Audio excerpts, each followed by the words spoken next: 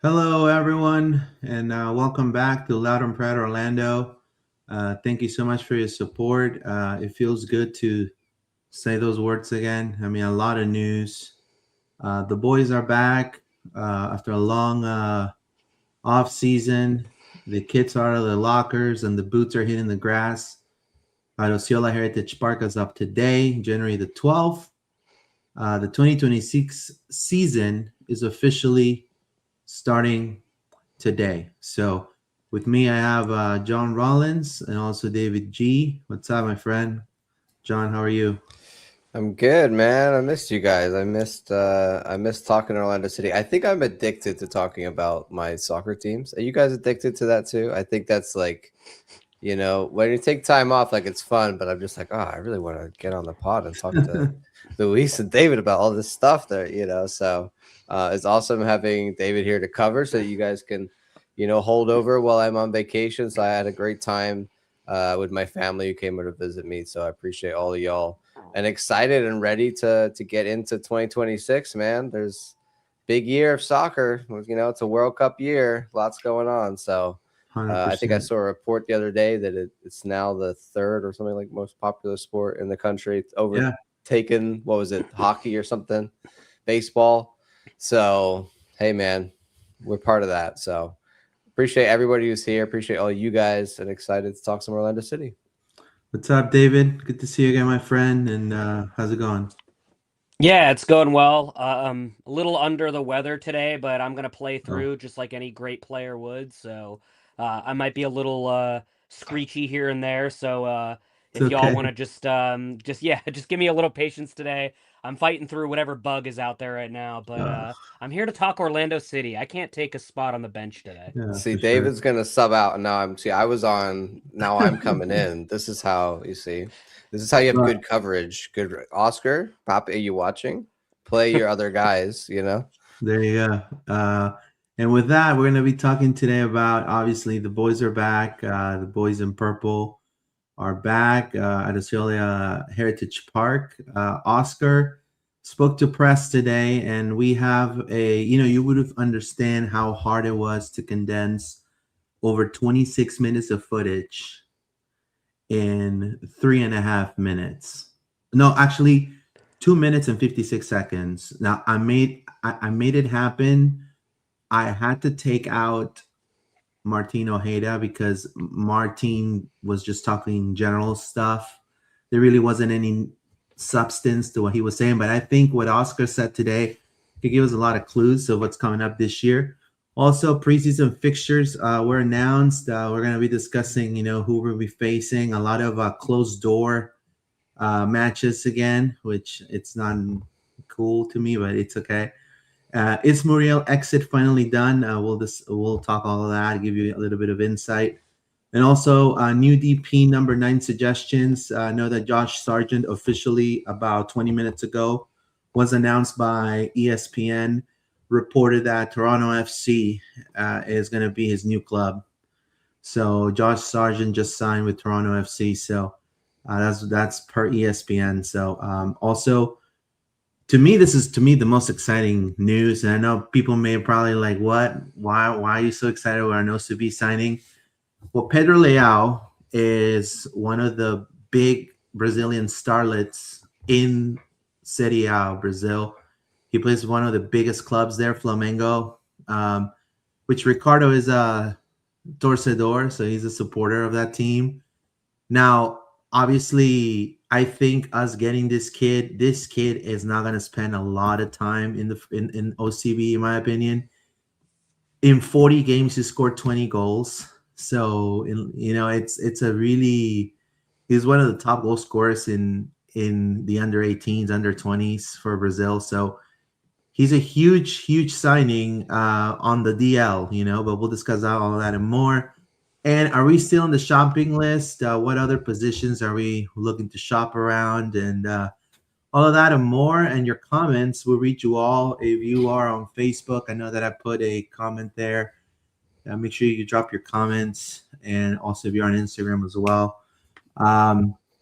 We have some comments real quick. I got 5. We have Daniel Vega says, Vamos Orlando. Josh Stahl says, hey guys. Stream Jesus says someone tell Papi glues usually settle within 90 to 120 minutes, not 5 seasons. It says having Rollins back is getting a pull back and go after international break. Miss you, Bub. There you go. Stream Jesus, thank you. And the team is back, says Daniel Vega. Let's kind of talk about preseason. John, what are your expectations coming up this preseason? I know that we have some training footage that I'm about to upload right now. You could probably see it right now. So there's a lot of smiles. Obviously, a lot of the players mentioned how obviously Pedro and Rodrigo are no longer there and they're kind of missing them a little bit. But overall, from my understanding, is that everybody's super fit. Even Oscar said that Wilder is coming back stronger. It looks more fit than last season before he got injured. So I don't know. What are your expectations coming up at this preseason? Yeah, I mean it's always this time of year when you're like, oh, the boys are back. Like it comes sooner than you think, and early January we start to get these, here's all the boys doing the Orlando Health video, that sponsored required video of all of them doing their checkups, and here they are coming out for their first training, and it always puts a smile on my face. So that's good to see. I think a lot of new faces. And in a minute we'll see the video from Oscar. I thought that was really interesting. It seemed like it was all smiles, and then Oscar's press conference seemed quite deep. Like we're getting really into the big questions straight off the bat of what's going to happen this season, what are the expectations, all of that stuff. So for the new guys, we'll see what they're going to be like. Guys like Alex coming out here, I didn't know, was he even going to be coming out again in Orlando City sweater? Maxime here we see getting ready, all the new players.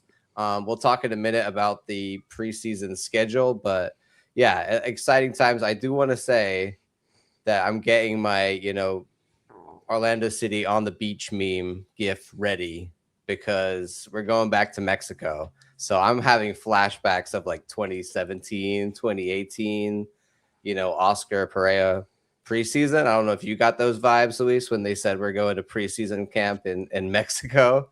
But it's going to be interesting, a little bit different from other years. Let's see what happens, but I'm excited to see all the boys back and in training. Yeah, and we have Philo Eustace. This says fellow Eustace says any rumors on Lewandowski? We'll discuss that in just a second. It says welcome back, John's Death Walker. David, what are your expectations coming up with this preseason? Yeah, I mean, just really exciting, right? We've been waiting for the boys to get back on the pitch. Like John said, a lot of new faces, maybe some faces that people haven't seen before. So you're going to have to get used to seeing some new guys out there. I don't believe I saw Otavio at all. I don't know if anybody reported on that, but I haven't seen him at all. So I'm not sure if he is going through some visa issues or what that might be. Obviously, we saw Thiago. Thiago's actually in a fair amount of the club's press photos and videos today. Go look at that kid. He looks fit and then some. Like I'm not trying to be that guy to like overhype somebody, but that dude looks like he's ready to go, and he should be, right? Because Brazil just wrapped up their season not too long ago, so he should be in pretty good shape. He looks great. I'll say the one thing that Luis mentioned already. I love that Oscar's already out here clapping for Wilder. Like the one thing we were really hoping for is that Wilder was going to come back and at least be like 80% of what he was before he left, and then work his way back up to potentially the level he was at. But like for him to say he looks like he's one of the best players out there and that he's really fit, he's been training all off season, all that kind of stuff. I love all that. I think that's exactly what we need from him because I think he's really going to be our anchor, obviously, to start the season. And then last but not least, the young guys, right? We saw a lot of the college kids in some of the pictures as well. You'll see Harvey, Issa Harvey was Varuna. there. You see people, both our center backs that we drafted as well. So really exciting to see those young guys out there and really just being able to get in straight from the jump. I know sometimes with the college kids, it's taken a little bit longer. We don't get them in as quickly, but it's nice to see them kind of jump right in and kind of get to it. And I'll tell you guys, like if you're one of those people that kind of watches players' social medias, Duncan McGuire, Alex Freeman, Harvey, I know Jacob Saifi as Yearwood. well. Taifi, they've all been in the gym and working Yeah. hard, like really putting in the work this offseason. That's exactly what you want to see from your young guys. And so just really awesome to see these young guys know that like they don't, just because we're kind of short on guys right now doesn't mean they're guaranteed a spot. And that's exactly the mentality they should have going into the preseason, because this is their time to prove everything, right? Start putting in that work now before you have hard trainings like we know in Mexico where they do 2 and 3 a days and stuff like that. And Oscar really pushes those guys when they're in Mexico. Start building up that fitness and all that now, because that's the biggest wall they're going to run into.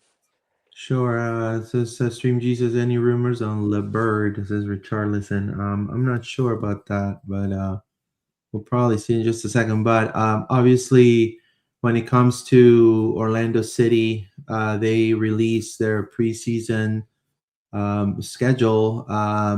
Definitely, the front office laid out a busy schedule to get the legs moving of the boys, everything ramping up. Focusing on building fitness and testing new signings ahead of the MLS regular season in late February. It's a mix of closed door scrimmages. I know there's one that it's open just to season pass holders, which is really cool if you're a season pass holder. But Oscar's but always it's on Valentine's Day again. So like yeah, everyone's upset that it's on Valentine's Day again. yeah. Yeah. Oscar's been being reserved on the tactics. I don't agree with that personally, but there's January the 12th. Preseason training begins in the club facilities. Obviously, today is the official return for players, the medicals, fitness tests, initial sessions. And then on the 24th, there's a scrimmage against Lexington Sporting Club from the USL League One side. So low stakes, probably tune up to shake off the rust. It's going to be at the Heritage Park. Then the 25th and the 31st, they're going to be going to Mexico, from my understanding. So it's going to be we're just going to get like limited information from Mexico. And again, I think he goes to Mexico maybe because they don't want people to kind of, I don't know. I feel like It's like a deep bonding thing. It's like a let's all go on vacation together, kind of like a preseason trip thing. There'll be videos of them running on the beach again. They always had that.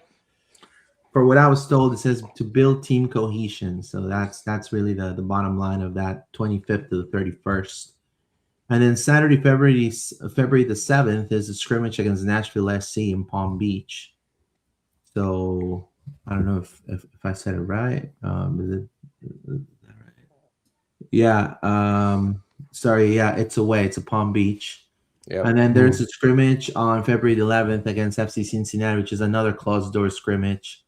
So it's the comeback of Cal Smith, Is that one in Cincy, or is that's part of this Palm Beach group that's down there? It's part of the Palm Beach. Yeah, part of the Palm Beach group. So I wouldn't be surprised if they're down there for a few days in Palm Beach, because it doesn't make sense to travel back and forth. So yeah. And then the obligatory, season ticket member preseason, just like we predicted the one game. Hey, look, it's preseason. They don't have to show us anything if they don't want to. Like technically it's not a thing. It's just nice, I think, for the season ticket members. I think if you've been to one of those games, I would recommend it. It's a lot of fun. If you're thinking about getting season tickets this year, it's definitely a great opportunity to see your seats and kind of experience the stadium when there's just a lot less people there. So it's always interesting. Last year, I remember it's the game where Cicada got injured playing New England in that preseason friendly. So let's hope that doesn't happen again this year, knock on wood, but get through it with no injuries. On Valentine's Day is strange. So I guess the missus, sorry, but we're going to watch the Colorado Rapids in a preseason friendly. No, I don't know if we could do that. I might not be able to go to this one, Luis. I don't know if you can get away if it was a final, but I don't know if you can justify missing Valentine's Day for preseason. Yeah, it's a really complicated time, and I feel for the guys who have girlfriends too. I mean, what are they going to do?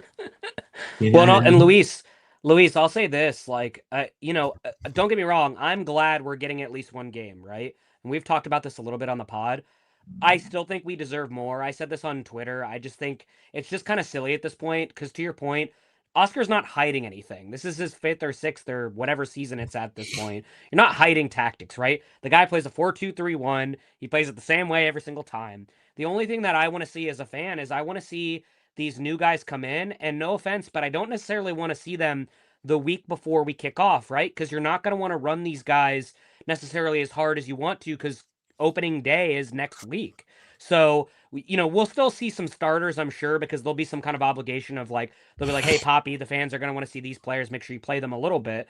But I would rather see them on like, and I get that they're away, but like, I'd rather see them on the 7th, right? Or somewhere like right in the middle of preseason. So I can kind of, so we can kind of see like how the team is kind of gelling together from what we remember from last year and then what we have this year. Like if they did a combination of like middle of the preseason, towards the end of the preseason, like at least give us 2, that'd be nice for us so then we can look at it and say, oh, okay, this is how the team's kind of progressed from maybe the start or middle of the preseason to the end of the preseason before we see them on kickoff. I don't know if it's just me, and I know it seems kind of needy, but like, No, I I mean, don't know, maybe nice. we No, always used to have like a college game or something that was like up as well. That was like up at Seminole or something, and that would Heritage, be a right? free. Yeah, that would be like a free one. That's like you could just also watch that. But it's like really casual and everybody's chill about it. But I understand what you want it. I think that the club just doesn't want to do more. I think that's the thing. It's like they already have enough games. They probably are just like, we don't want to open the stadium more than we have to.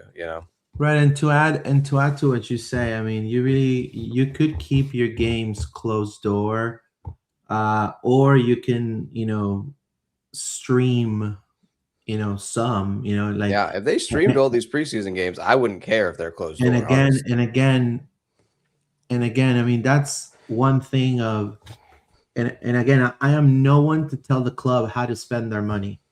I don't want to come off as I am demanding things because of my support. I'm just want to say it would be a good idea to think outside the box, and maybe it is worth it based on the result of last season and some of the disappointment to give the fans maybe not fully what they want, but at least a 65%. Like if you Give just us a pay, preview of what you might yeah, buy. so you just get 2 dudes from communications, you pay them for the day, or I know it's a little bit, of an investment, but I think Yeah. it's gonna pay dividends because the fans at that time, they could say, oh, there were closed door matches, but we were able to see them because, I'm a season pass holder, or I am in media, or I'm in this. So there's coverage for it. You know what I mean? Because And I get not wanting to pay people to open the stadium. Like I totally understand right, that. It's an expensive venture to do that, right? But like streaming to me is the nice compromise. Like again, right, you're probably not going to stream the 2 matches that are away because you don't control the venue and you don't know. And like obviously Nashville and Cincinnati are not from West Palm Beach either, so who knows what the venue has. But like the game against Lexington or right. and those kind of things. Like could that game not be streamed? Like could we not see that? And then they could honestly, we don't even need announcers. You could just give a heads up ahead of time. Hey, this game is going to be 4 30-minute halves and they're going to play a bunch of different players and do this and that. So don't be alarmed when the time doesn't make sense or if the goals don't make sense. Because to me, the goals in terms of like, did we win or did we lose doesn't matter, right? In the preseason, it doesn't matter. What I want to see is who's playing well with each other, who's not really at the level. Like if we're playing Lexington, you expect Orlando City to kind of play them off the field a little bit, right? Because of the golf and class. But like when you're playing a team like Nashville or Cincinnati, those would be great games for me to check out a half and see how the boys stack against a first rate or a B plus Cincinnati or a first rate or B plus Nashville. So it's just those little things that'd be nice to just be like, oh, okay, I can take a little bit of this in and check it out. And yeah, again, if you don't want to pay to open the stadium, it's not my money. Of course, don't go and do that. But like John said, we did at least have one game the last couple years where it was over at Osceola. It was like the middle of the day and like the middle of the week. So like nobody was there. It was like maybe 500 people were there at most, but it was a nice like chill atmosphere because some people like took off work a little early and went over there and watched the game or whatever. And it was a nice mix of like, okay, I can see the guys play a little bit. I can see what's going on, but I don't know. I wish we had a little bit more opportunity is kind of my biggest thing. Let's read some comments here. It says here, when do you think we announce a new jersey? We'll see. I've not been advised. I know that they'll make it known to media soon. When will it be leaked on FIFA is the question. Probably Really, be that's what leaked. happens. That's like the sign of the new year for me, really. It's like the season is not really kicked off until somebody leaks all of the FIFA jerseys. Well, the jerseys on FIFA, and then they come out a month later. So I don't know who that person is. Maybe they've lost their connect, but I expect to see a leaked image of it soon. Deathwalker 407, thank you for your support. It says, are you guys going to cover the preseason ticket game? From my understanding, I don't know if it's open to media, but I'll probably go and negotiate another day of the week that I could do Valentine's Day with my wife. If she's amenable to that, then I will go and I will cover for you guys. Yeah. Copa Sectic Buddha says, I live a bit too far to justify season tickets. I remember last year they streamed one game on Lion Nation or something. You think they'll stream it again at least? I think, I am no one. I'm just thinking outside the box here. It would be a win-win to put the product out there for fans to actually, rather than argue with a girlfriend from February the 14th to go to see a game, go and just, hey, maybe you watch can it under the table. Maybe you can get away on watching it on the DL on the phone, right? Than than being on the actual game, right? Like when it's on the weekend, I get it because it's like a Saturday before the Saturday opener, like that. Like I understand that, but this is a Wednesday, January 14th. It's like you couldn't have done another day. It kind of feels a little bit to me like they did it on that day so less people would come. I don't know, but it doesn't scream to me. Come watch. Valentine's Day is not a day for soccer. I mean, we all love soccer. Right, 100%. It's not a day. Yeah. Well, so and I'll say this. That day? What would be nice is if season ticket holders can go. Obviously, we're starting to get emails now and what have you. But it'd be nice if they streamed it for everybody else. I'm not one of those season ticket holders that's like, no, don't show it to anybody else. It's just for us. I know there's some comments like that out there. I'm not that guy. Let us come, but then let everyone else watch it.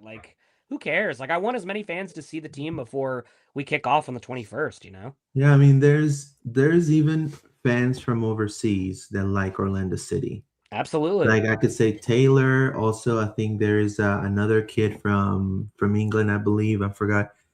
He used to cover Pride. And you remember probably John Orlando. Yeah, Dan. Yeah. So you have Dan. You have you got a lot of people from the UK that follow Orlando City. So just imagine if I know it's paying an extra body hourly, but and the footage and the cameras, and I've seen what type of cameras they use. They're very, very professional cameras. They're heavy and stuff, but I mean, it is a really, it kind of, it's a nice gesture to the fans. You know what I mean? Rather than giving them a patch that they're probably not gonna put anywhere in their attire, it'd be cool to stream just a game or maybe two. It says here, we want to beat another Brazilian team. Orlando City has proven we are much competitive against them, says Stream Jesus.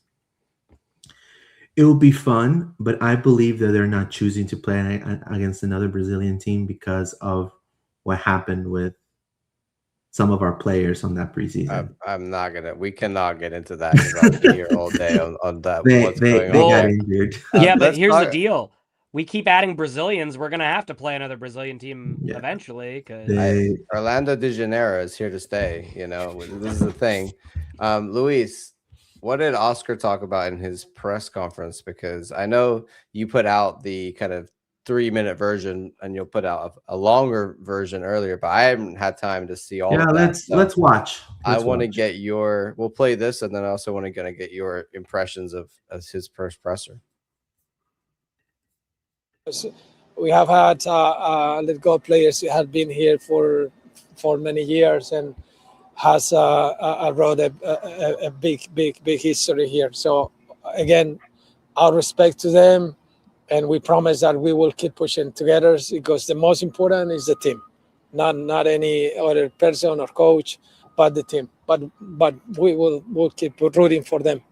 Now, here he was asked, "Hey, how's life without Pedro and Rodrigo Schlegel?" You know, pretty much. I mean, just to condense it. And so he's like, we have to make decisions, and it is what it is, type of thing. I kind of get a gist of he's kind of already used to a lot of the questions he's being asked right now, and he's just being bluntly honest, which I actually appreciate more, for him to just give the same old repetitive stuff. And because I know for a fact in media, sometimes repetition, it is used very often. And I like the honesty, because it kind of tells you for real how's it going to go. I think right now he feels, I think by his answer, in my opinion, that these guys didn't pull their way. It needs a change needed to be made. And just like in soccer, sometimes the sport is very cruel. We make those decisions. Don't shoot me, but shoot me when if I don't get results, type of thing. You know what I mean? Like, don't shoot me now. Shoot me when there's no results, then you can shoot me. But at the moment, like, it's all fugazi, so that's how I take it. Since the time that we came 6 years before, the expectations So these are the expectations when he first were arrived. very clear. We needed to qualify the team to the playoffs, to develop the program, to develop the academy, and just trying to put Orlando City in the view of everyone in Major League Soccer. I think that has been accomplished to the point that that's not enough yet. That we want to win titles as the way we did it in the past when we won the Cup. Now we want to win the MLS Cup, and every single tournament that we participate. Yo creo que todos estamos presos a los resultados, los jugadores, los. So we are bound to results. I think that we are all bound to results. The players, the coaches, técnicos, es así el that's how the juego. game is. Pero But en la posición del arquero, in the position of the goalkeeper, primero tuvimos un arquero we had a goalkeeper for que 6 estuvo acá years. 6 años, siendo de lo mejor. Lo de las renovaciones, yo soy muy transparente. I'm very transparent when it comes to renewals. So pretty much she's saying, I told him in his face, like, I kept it real. You know what I mean? Like, I told him what's up. It wasn't working out. We went for Coronel. Coronel said no. And then now we got Max. And literally that's what he said. Las renovaciones no se hicieron. Se trató de cambiar al arquero. Tuvimos diálogos y estuvimos muy cerca de tener a Coronel. Él se fue a Sao Paulo y nosotros después buscamos un arquero y trajimos a Max. Es una historia muy corta. It's a very short story. So there's like, he's trying to say, don't make a drama out of this. I'm just translating here. Don't make a drama out of this. It's a short story. It's how soccer is. You know what I mean? So I don't know. What do you guys think of the first words of Oscar Pareja? And then we continue. David, I think David wants to say something. Yeah. So when I saw the videos that got put out, I think Mike Gramajo puts them out as well. And I kind of watched it. I'll say this. I appreciate that he's coming from a different, like, sort of attitude to start the preseason this go round, because last year it was kind of the same old, like, oh, we're back again. We're going to be here. We're going to gel. We've got new faces. We got new this, whatever. He's really coming out sort of on the front foot, I feel like, versus other years. But the vibe I get is this guy got a talking to this offseason, and the expectations were made very clear, right? And we've been talking about this on the podcast 100%. for a while now, that if Oscar was still here, Ricardo most likely at some point was going to pull him into the office and say, listen, we know what you originally were brought here for. Thank you for doing that. But the bar's been raised now. And the bar for us is, and Ricardo said it multiple times, is to win championships, right? They're building this team to win championships.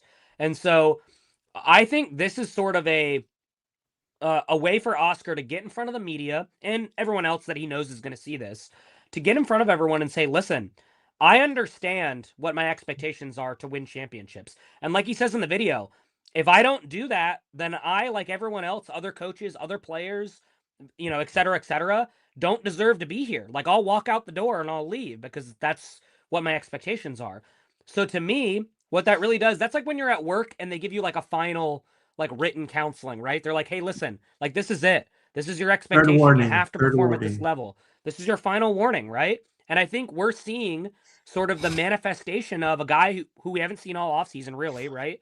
Who finally got in front of the mic and said, I understand I'm on a final warning. So I've got to do everything I can in order to make sure this team competes. And I know some people, because I had put this out there on social media and was like, this is interesting because I've never seen him sort of react this way this early in a season before.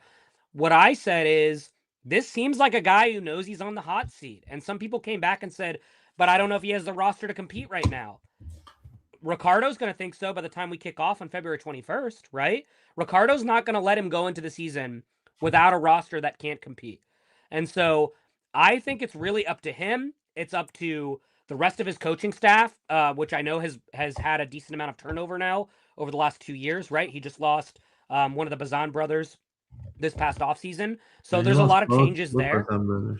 Yeah, and so like he's got a lot of changes there. Well, Perlman's I think the only like mainstay, right? I think he's got one more. Was it Diego Torres is the other one I think Diego that's Torres still is the one, yeah. around. And so anyway, it's just those two, and now everyone else has changed. So it's really on Oscar and the rest of the coaching staff to make this work and figure it out. And so I'm really curious to see if he kind of takes that motivation that he seems to have on day one here, and he uses that as a way to kind of get this team to the next level and is more open about the things he's going to do with the team going into the season. What are your thoughts, John?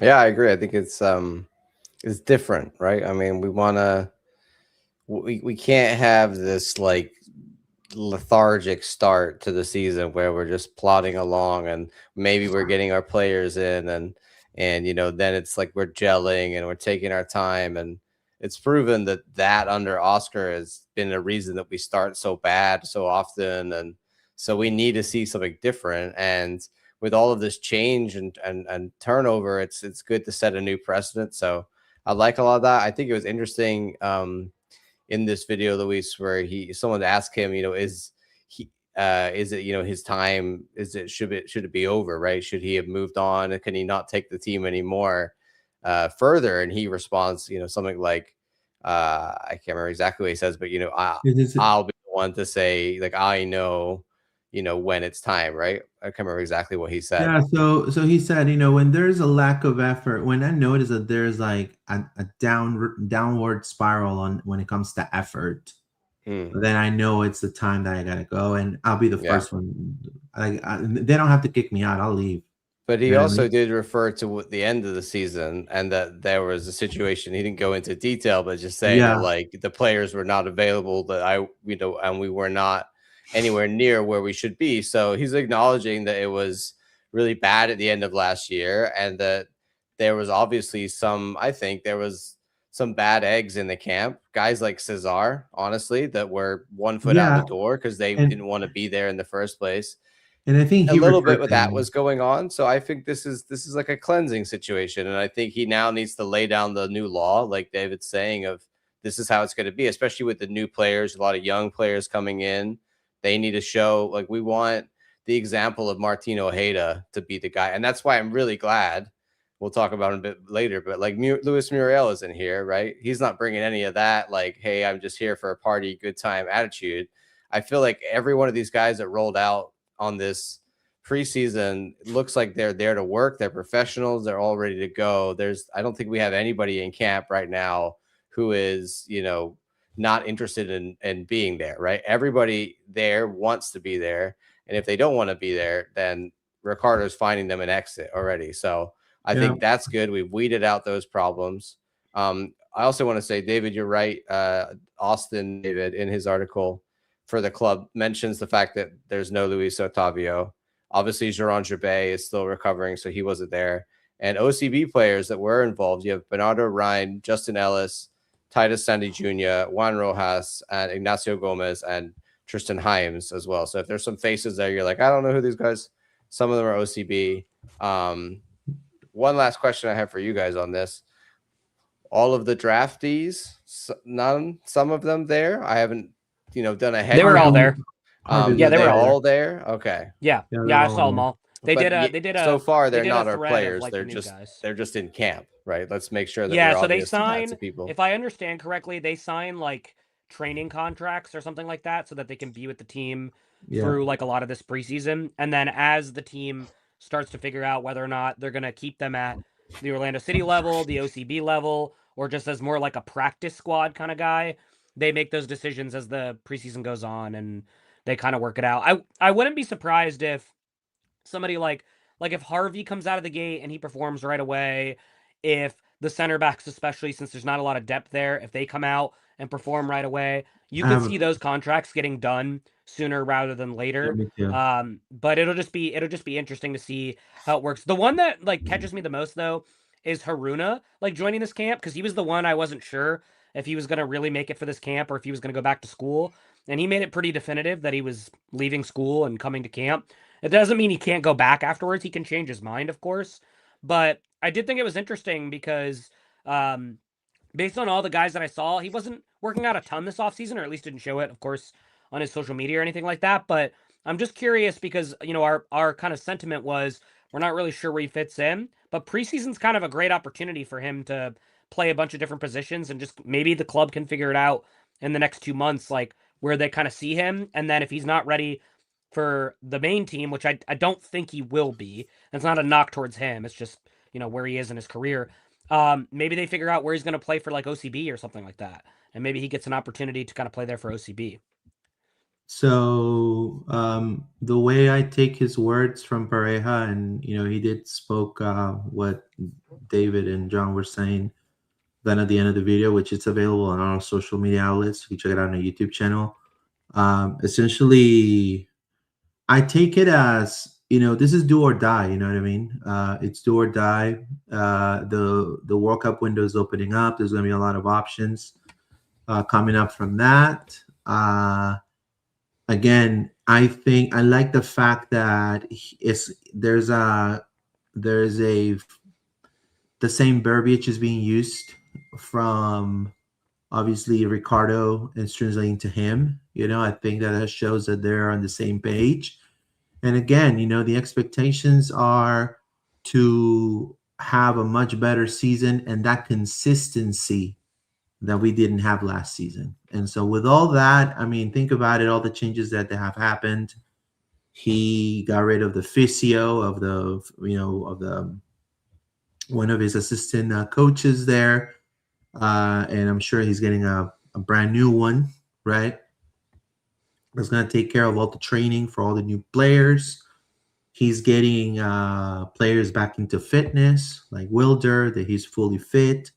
So, I mean, again, the expectation is not to have a lackluster season as last year, with Orlando didn't win absolutely nothing. Yeah, they went to the semifinals of Leagues Cup, but obviously, it is a little bit of a disappointment. But again, if I go and I sit and I start, overanalyzing everything, I think we're shooting ourselves in the foot, because we could start really hot too and then dip down, or it could be vice versa. We could dip down and then go super hot and then go to another final again.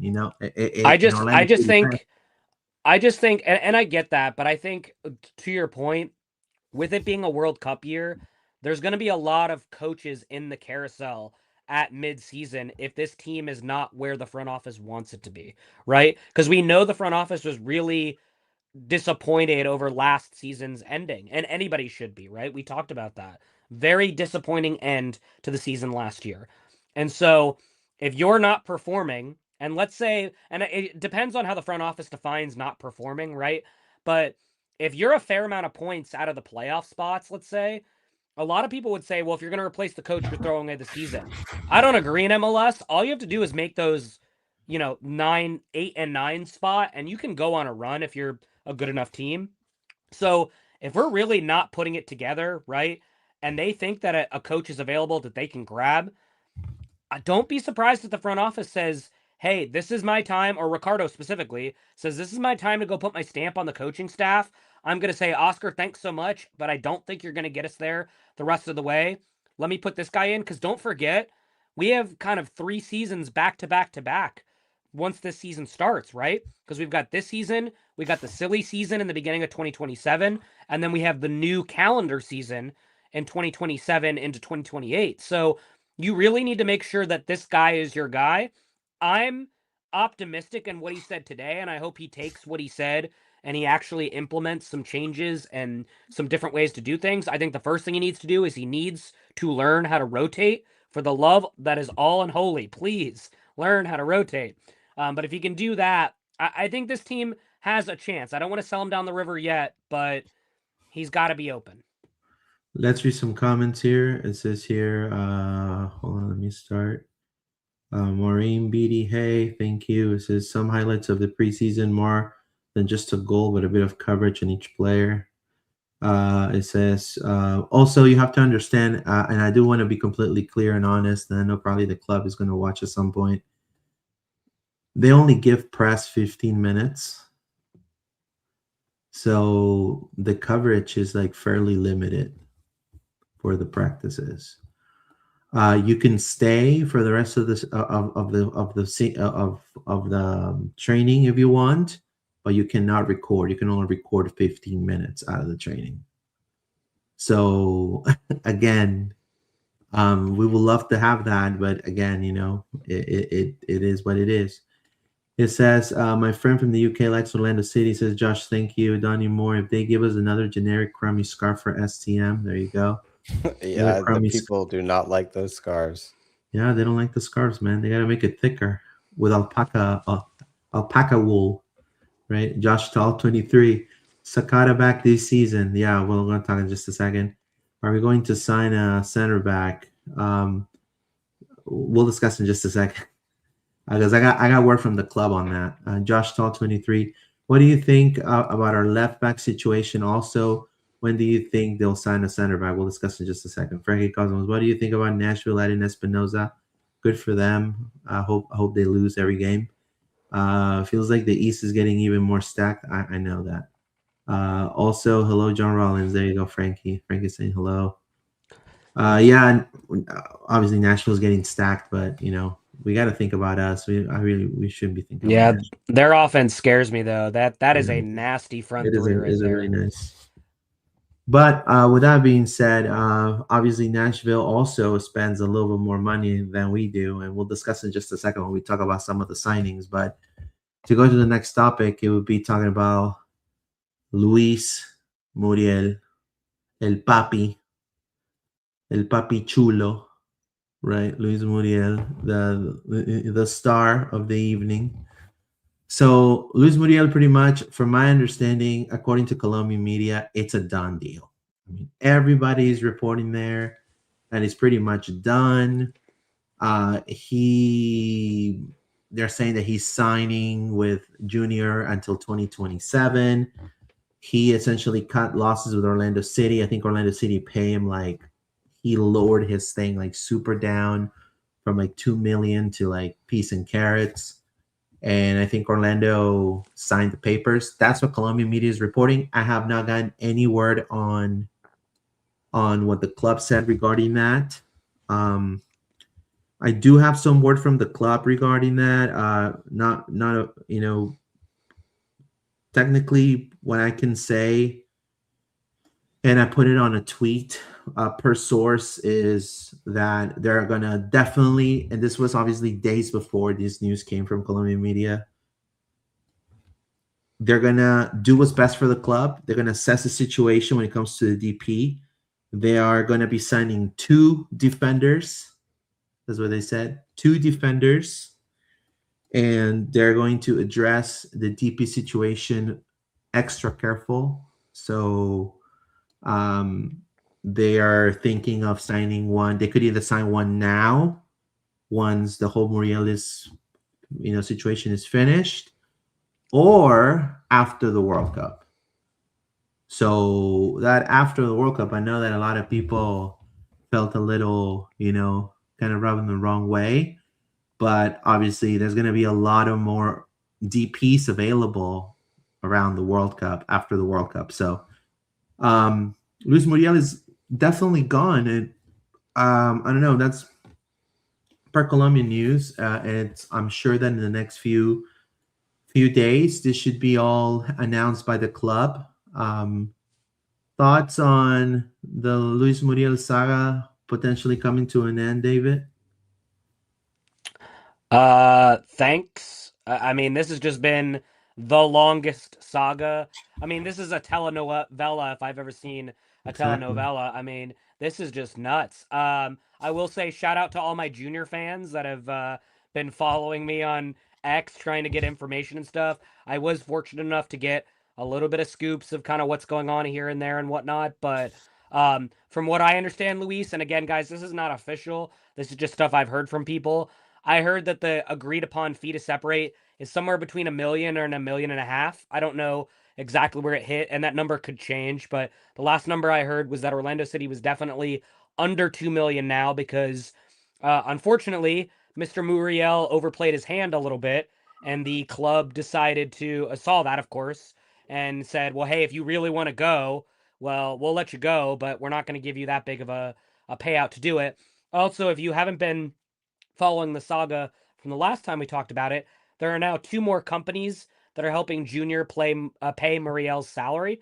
I know the big one was a beer company that I think jumped on or Yes. is staying on with Junior in order to continue this going. So he's got all kinds of support and sponsors now and things he's trying to do. But the big thing is Muriel was really pushing to get this done quickly. They want to announce him tomorrow because they start competition, I believe, this week. So they want to try to get him in as soon as they can and kind of get all that. He's been training like crazy, honestly, harder than I've ever seen him train for Orlando, honestly. But he's been training like crazy to stay fit.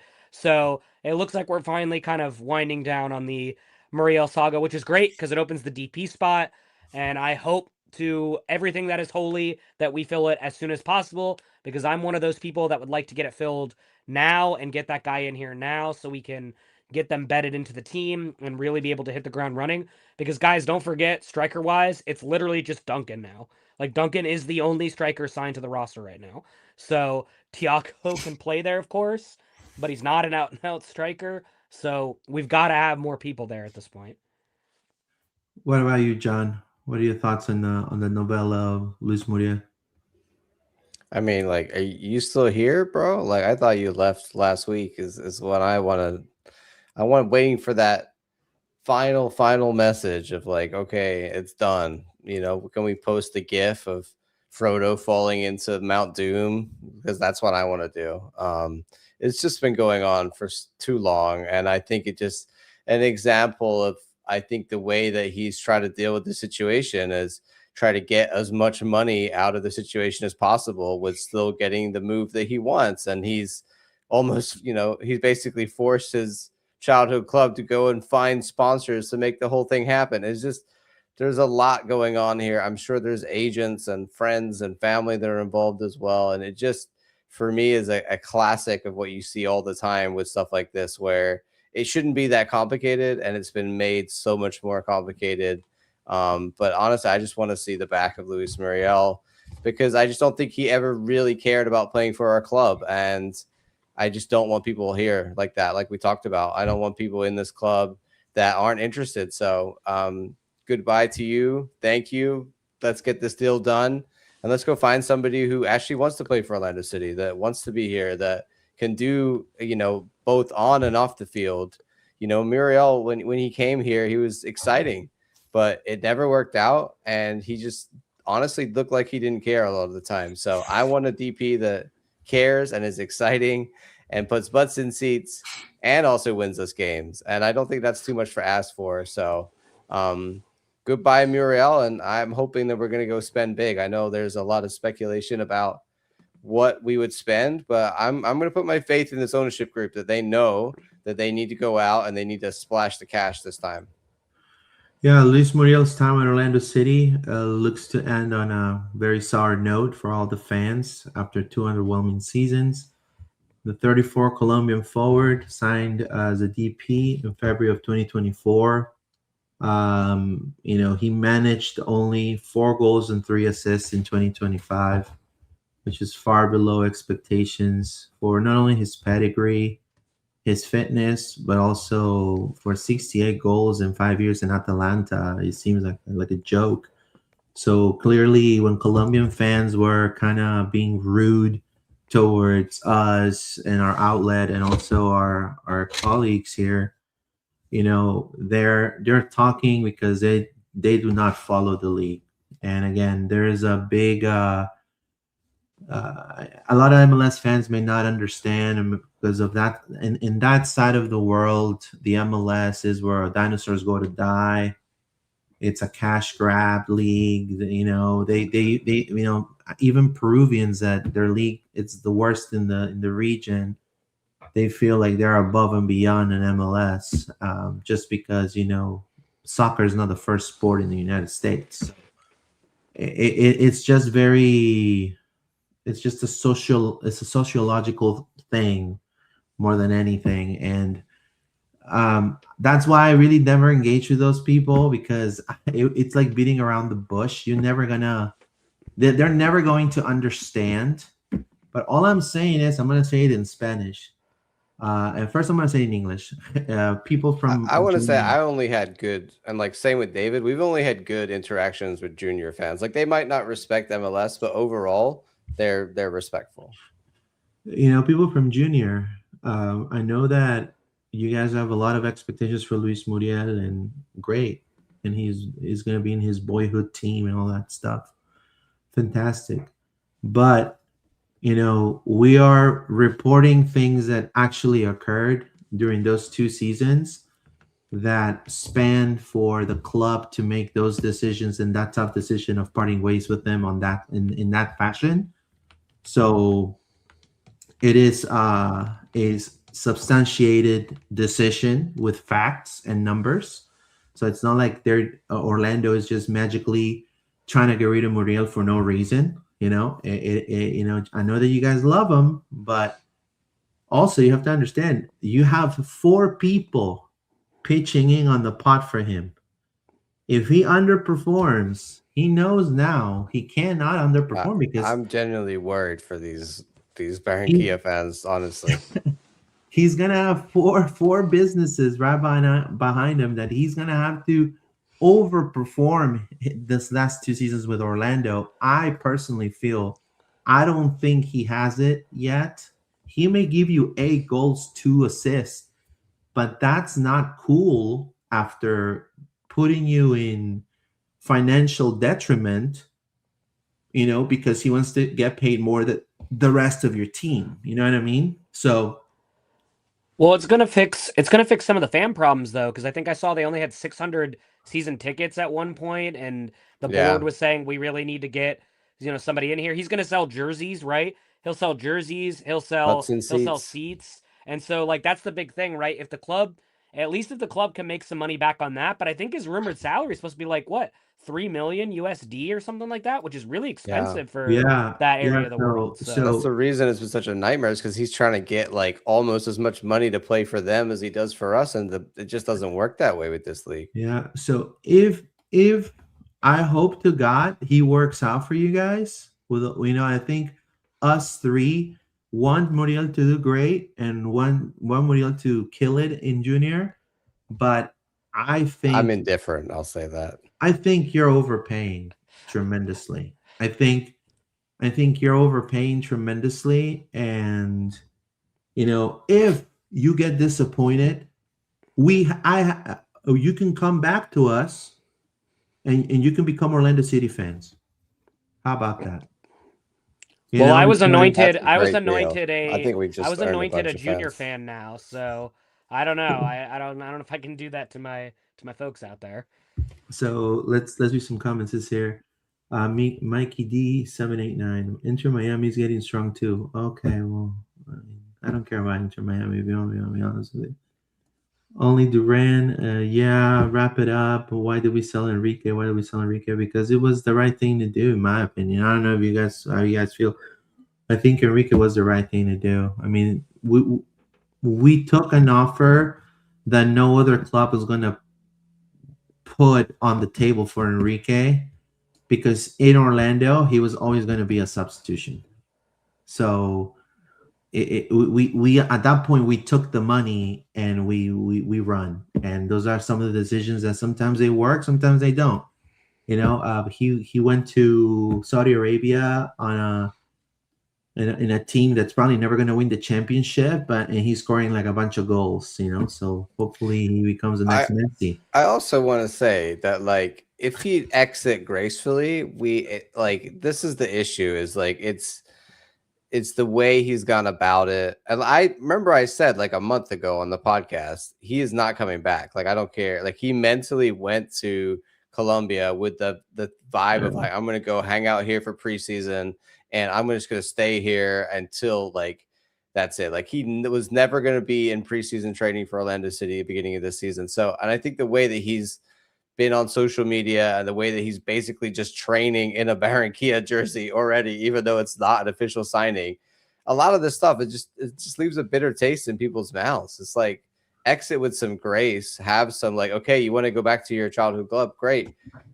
Take the loss, take the L, make it happen if that's what you're going to do. But to then mess everybody around, so tease the fans of this team to try and get them, the things that you want. Honestly, it kind of looks a little bit the way it worked out. So I just think that it's not graceful, and I think he's not handled it well.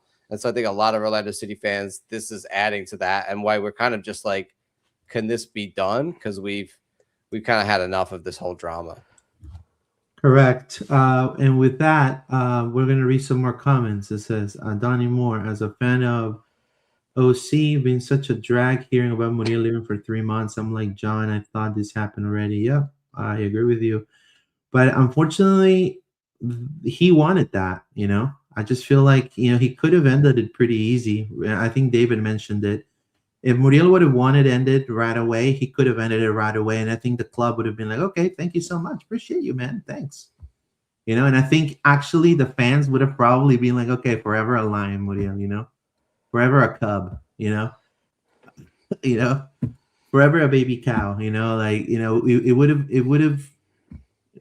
would have been like, okay, you know what? Like, I did underperform. Yeah, I did take your money and kind of ran with it. I'm sorry, I think fans would have understand that, but he let this become the next novella from Telemundo. So Death Walker says, what a waste of time and money. Dude needs to tuck his tail and head to juniors. Thank you, sir. But with that being said, well, with Muriel gone, there's a question of now what do we do?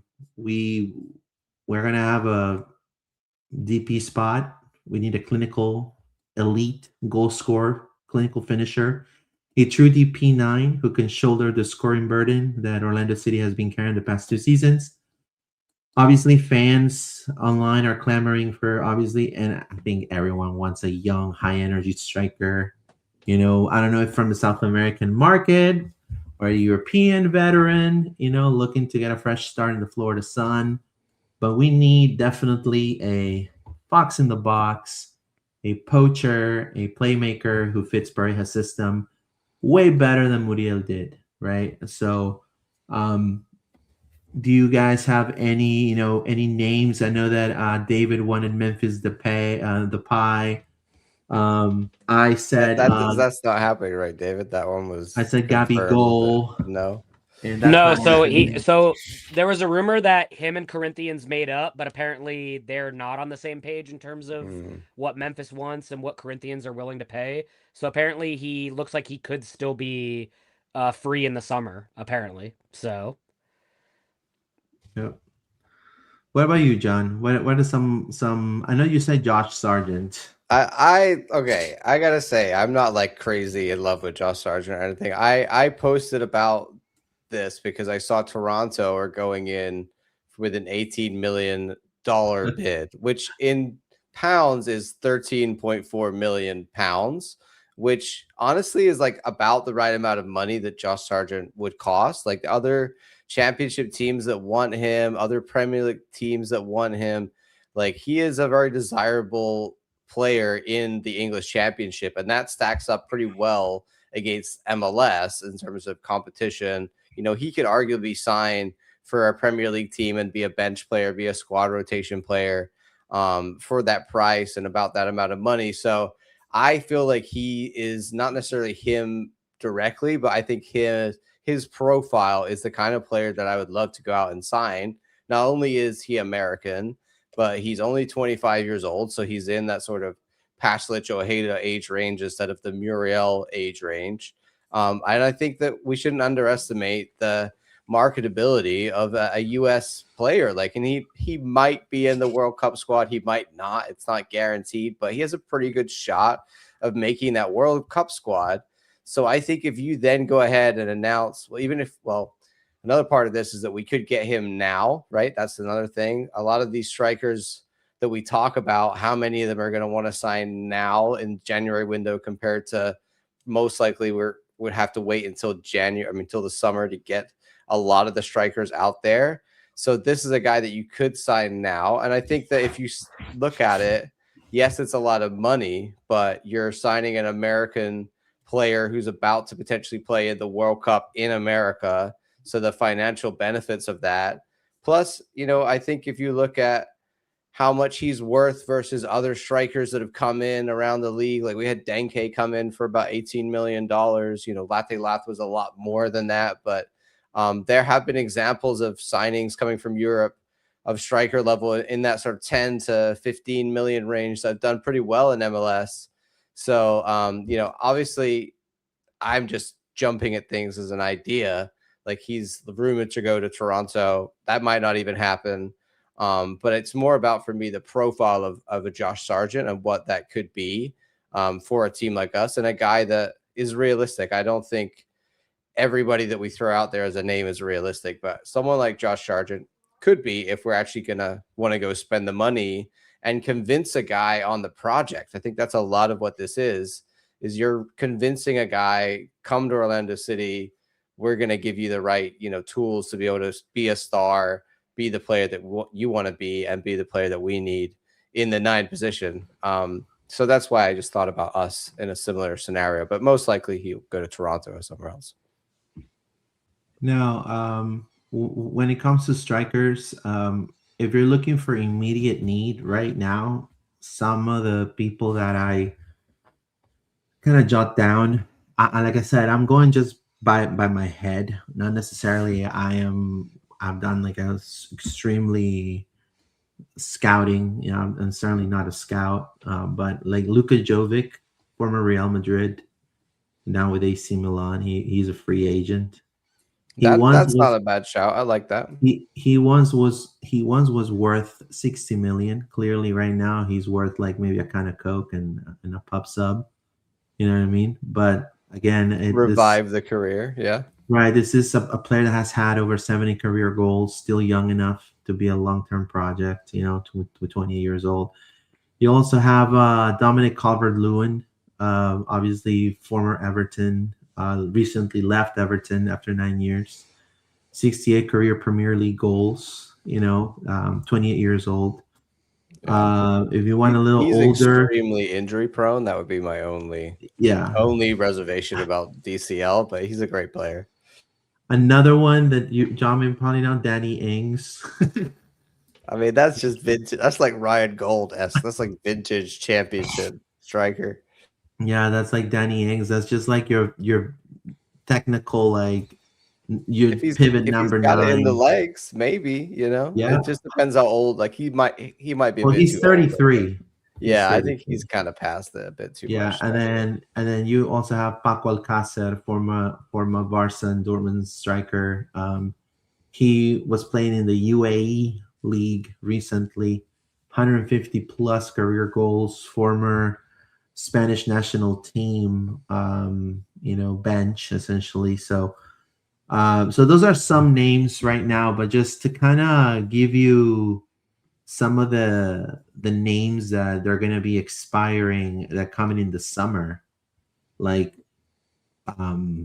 Memphis Depay is the one that comes right there on the list. Timo Werner as well. former Chelsea, former. He's going to the Quakes. Yeah, they just announced that he might be going to the Quakes. Why would you go to the Quakes, bro? It's like that Bruce Arena money. pool, man. No, I'm Yeah. kidding. no, Bruce Arena, bro. I don't know why. I don't know. He- He probably just likes California, honestly. Bro, Bruce Arena plays Jenga instead of doing tactics, dude. He's that old now. Like, it's insane. He's gonna be the star of San Francisco.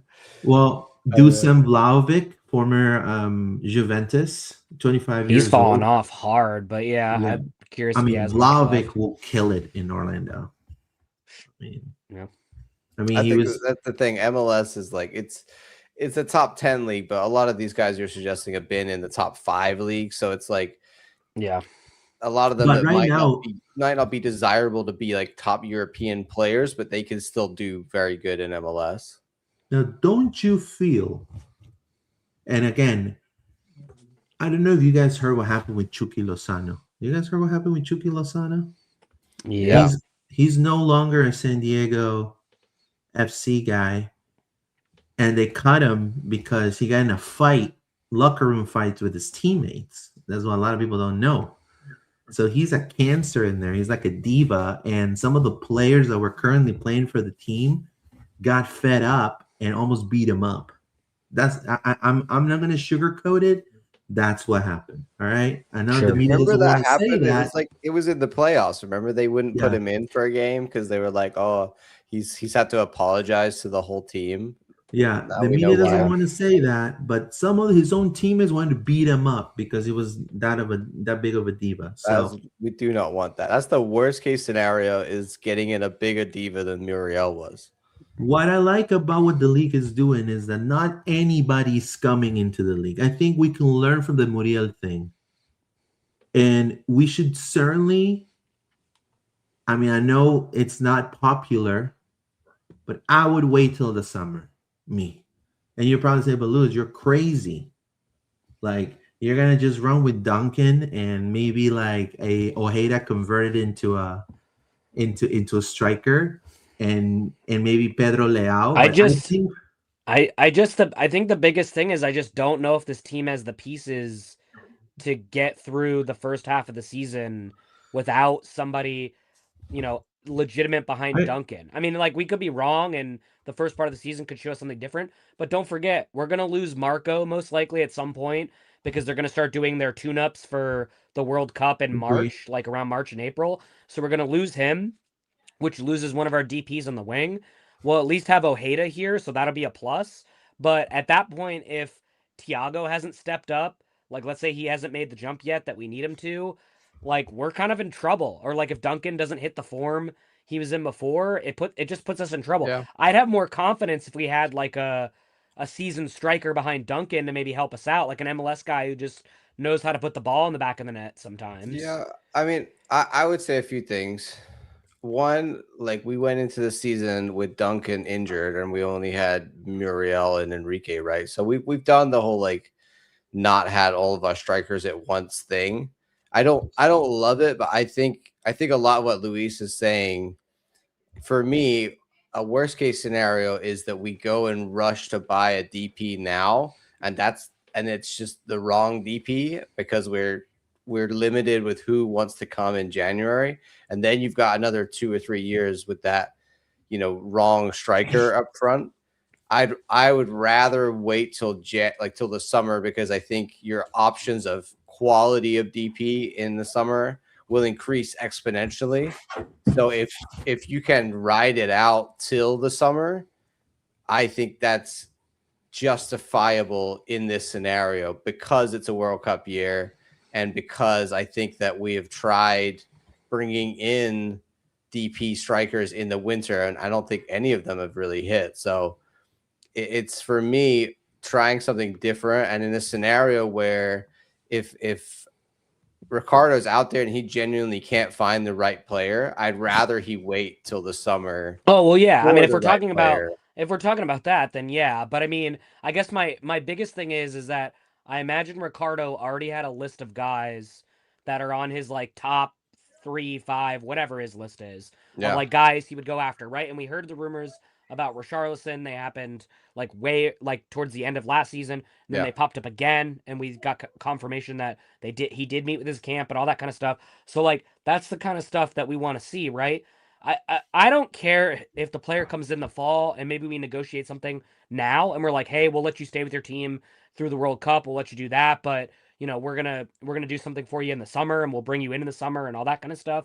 I guess my biggest thing is that like right now, the goals have to come from somewhere. And I know, like, let's say Ojeda goes on his tear again, right? We're gonna get goals from him. Pasalic if he starts out hot like he did last time. We're gonna get goals for him. But the one thing that we know is Pasalic is going to be out for a bit of time, assuming that he makes the World Cup squad, which I imagine he's going to. He's going to be out for a bit of time.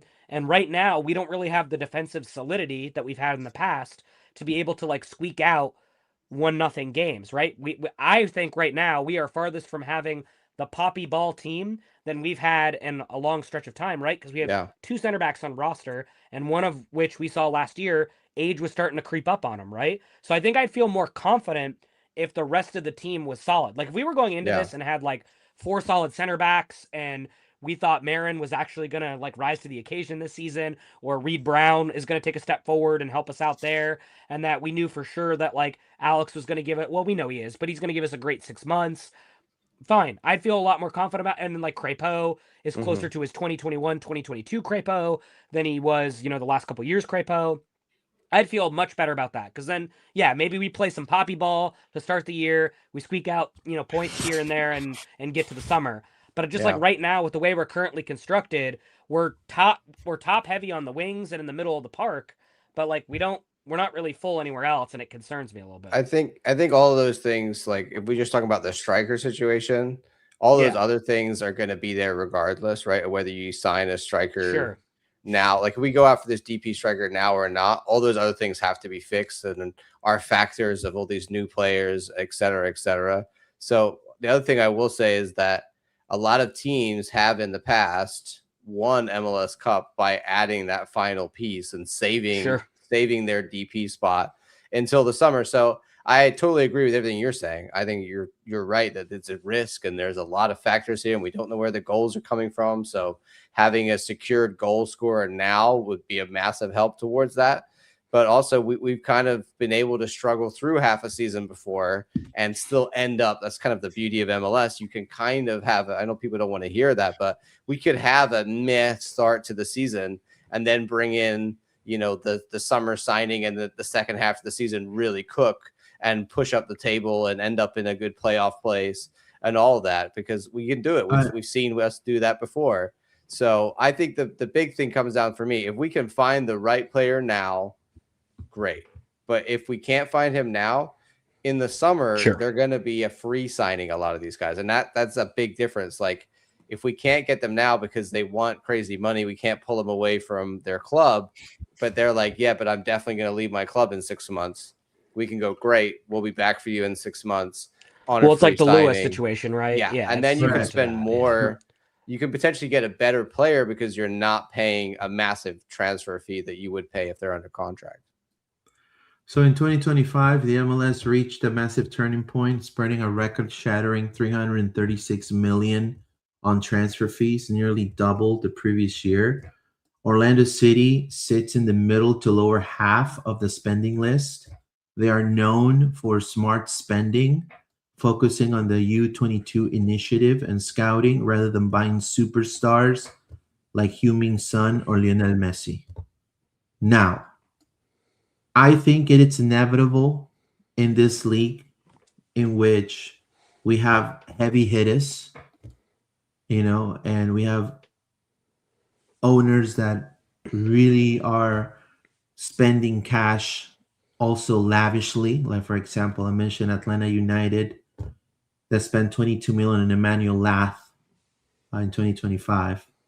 Toronto FC, which they're doing it again now with Josh Sargent. I think they're kind of scouting maybe their team a little more, But if, let's say, we had a top 5 budget in total payroll, I think with the scouting that we have now, I'm not saying we should get like a Messi or Ronaldo or Neymar, what I'm saying is, if we can get like a Surridge, we can get a Hani Mukhtar, we can get a Brenner, like FC Cincinnati, for example. I understand they didn't win, but 23 million is their budget. 23,180,000. That's their total payroll budget. LAFC, it's below FC Cincinnati when it comes to the spending budget. So Orlando City, and I asked this question to I'm not going to say the source, but it's somebody that works representing soccer players in the MLS. Okay. He told me this, and I quote, he says, they need to invest in better players. I don't know how many teams have 0 players above the TAM limit. That's embarrassing, and the media should point it out. It says, if the media points out that Muriel is leaving and they're opening a spot for a DP, but they really don't seem like they care because they lowball and buy cheap. I have never heard one saying, wait, Ojeda is a DP earning $1 million. So our total budget is also 16,440,000 based on 2025 numbers. Our landmark signing was Luis Muriel for $4 million. $4 million. When Portland Timbers traded, it's like Evander a fifth of the budget that we just right. cleared So, out. so if we're gonna get real, we only paid $1 million transfer fee for him. So right. in the So grand if we're scheme of gonna get things- real, and we're gonna be talking about Lewa, we're gonna be talking about Richarlison. You're talking about Richarlison ain't gonna come to the MLS for less than 20 million. So that means that Orlando inadvertently is gonna have to up their budget over 50% to get a Richarlison. So I'd rather do that jump right away. I would rather do that jump slowly. So if we're at 16.4, why not 2026 go up to 18.08? $2 million more, $3 million more. And then once we are have Richarlison, bring him over, and then we can bump up and be on the top 5 spenders in the MLS, which the top 5 spenders in the MLS are Inter Miami, obviously, 46,836. Toronto FC, which is a complete failure. Atlanta United, another fail. And then the last 2 are 2 teams. One just won MLS Cup 2 years ago, and the other one is FC Cincinnati. So FC Cincinnati is 4th, and then LA Galaxy is 5th. LA Galaxy's budget is 22 million. Yeah. Now, if you compare that to NFL money, that's like Devontae Adams' salary. I think that's his like going on vacation budget. You know what I mean? So yeah. Well, Luis, let me say this though. That I think what you pointed out though is a fundamental problem with the way MLS rules work, right? There should be no reason why transfer fee goes into whether or not you're a DP. It's laughable at this point. Like this is not an offense to Pasalic or Martino Ojeda, right? To us, they are DP players. 100%. They play at that level. The problem is they would never be DPs or elevated players in other leagues because they don't make that much money. Now, I will say, Ojeda probably doesn't earn what he should. I think he deserves a raise, and I hope he gets one soon because of the season that he had last year.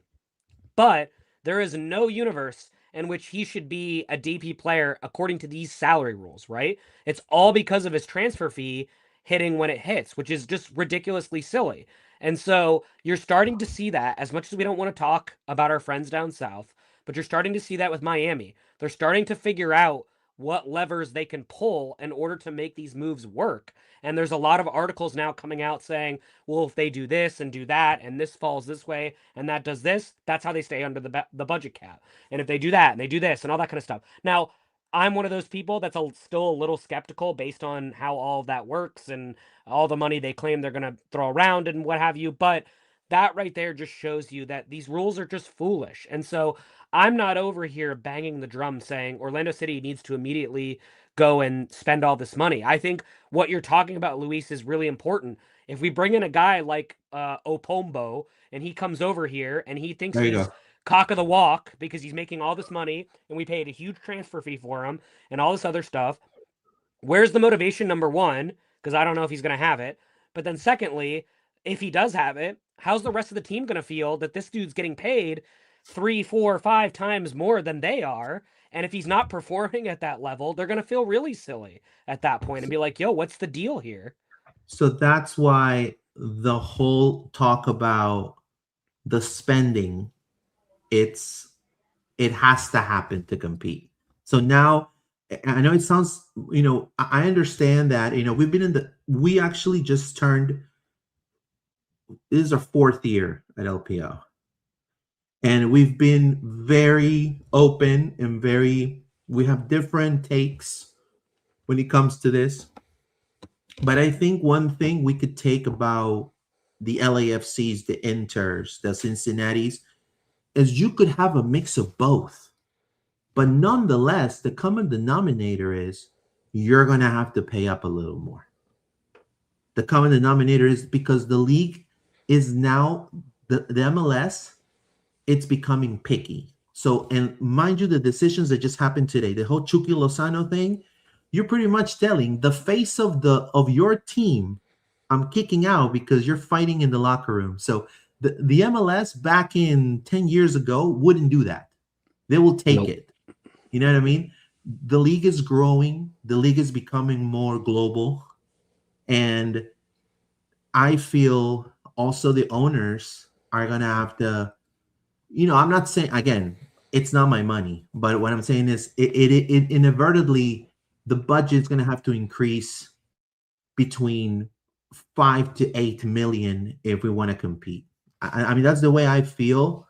And with that, I mean, we are bringing a kid like Pedro Leao that I feel, and again, I asked my same friend, I was like, can Pedro Leao play for the first team with an OCB contract? And he's just like, yeah, I mean, he could certainly do that with a short-term agreement. So under MLS rules, a club can sign a player from the MLS Next Pro to a short-term agreement, which is usually 4 days for MLS regular season matches. It's to cover injuries and depth issues. But again, there's usage limits again. So 4 such agreements per season you can only have, right? But this kid is a stud, man. I mean, I've seen him in the Flamengo under 20s. He also played for the Brazilian national team. 6 foot, center forward striker. He could play, like you said, David, as an attacking mid. Also, he could play as a second striker. I mean, this is kind of like a Ramiro Enrique in a way, but Brazilian. 20 goals in 40 games and 6 assists last year. So, I mean, and he comes from a really big academy, one of the top academies in South America for sure. Now, is he the solution? I think he's the future, but I think, like you said, David, and you said, John, we're going to have to get somebody, because, I mean, Duncan, yeah, he's the Holland of the Heartland, all you want. And he's super fit, but I don't know if it's going to be enough, so hopefully there's something brewing. But again, I think it's far-fetched talking about big names right now. If we're gonna, you know what I mean? If you want to be completely honest, I don't feel a big name maybe coming. Well, there's a part of it that I don't think we've talked about, and I think I've mentioned this on a past episode or two, but a market that Orlando City has not really tapped into, that I think MLS hasn't really tapped into a ton of, is the Mexican market and then Liga MX. And I kind of want to bang that drum again of like, there's a lot of talent down there. They normally steal from MLS and bring guys that way. But what's to stop MLS from turning the tide and doing it the other way around? And so to me, if we're not looking down in Mexico, I think we're kind of doing a disservice because there's some ballers down there that could really contribute to Orlando City right off the gate and put us in another tier of like how good we could be. For example, if you want to go with a guy who can play a couple different spots and is going to change the game for you, Alexis Vega is that guy who plays for Toluca. He plays Yeah. mostly left wing, but he can play striker as well. He's a mainstay on the Mexican national team. The guy would tear up MLS, and he would tear up either the left flank or the striker position for us. So it's just one name that I can throw out there to say, like, that's another league that I think we don't really talk about because we sell a lot to Mexico. I know we just did, obviously. Schlegel just went there. But, like, why can't we do it the other way and pull somebody in? So just something to think about on that front. So, as John is playing some of the footage of Pedro Leao, John, what are your thoughts on this kid? I mean, he looks like a Brazilian Ramiro Enrique. He does actually. This is very similar fox in the box type striker. Definitely got a great awareness about him. He's constantly a good movement in the box. You can see from all these highlights. He's a bit of everything. He's quite tall, like he can head the ball. So I like this move. I mean, he's playing, in the second division, so we gotta kind of take that with a little bit of a grain of salt there. But a good second overall, division though.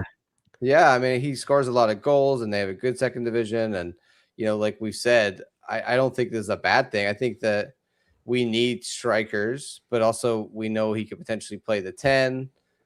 Maybe even the wing. If you pushed him out there, I think he would be okay. He seems like a versatile kind of attacker like that.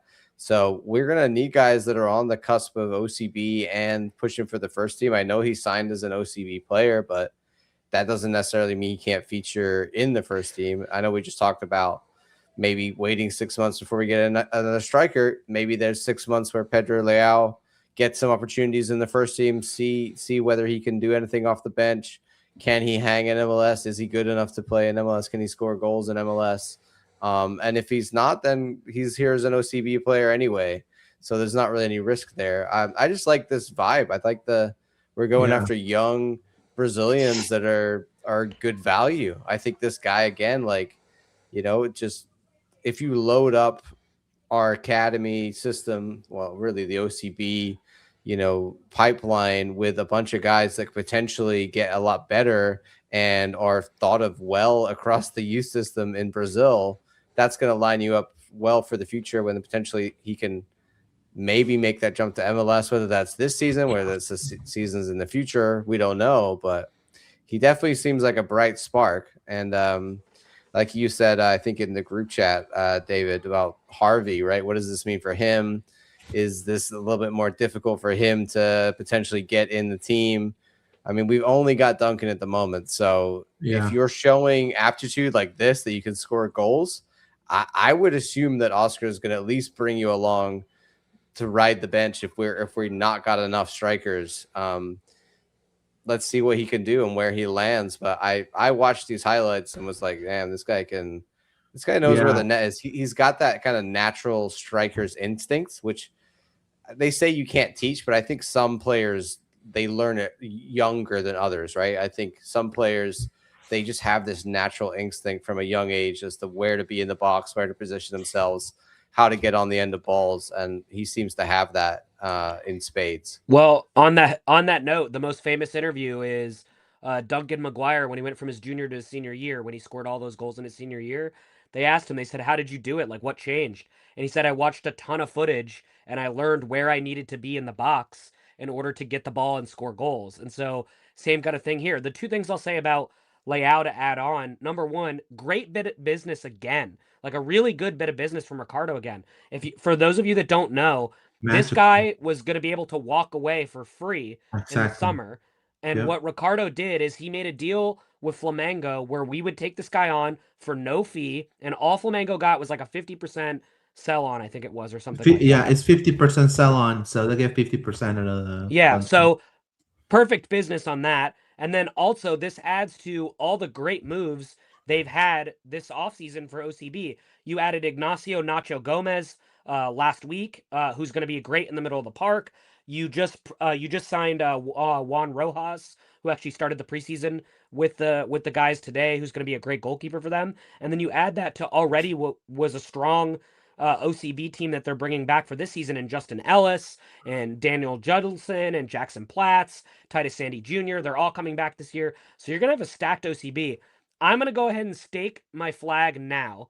I don't think Pedro makes it to the end of the year without getting a first-team contract. I'm calling it right now. Yeah, I me think too. this kid has the right Yeah. tools to make it by the end of the Me year too. in I order to agree. make the first team. I Maybe- plant my flag in it. Either that or he's sold. Or we Maybe sell him for like getting a decent amount of money. a U22 deal if someone else leaves in the summer, perhaps. I mean, you never know.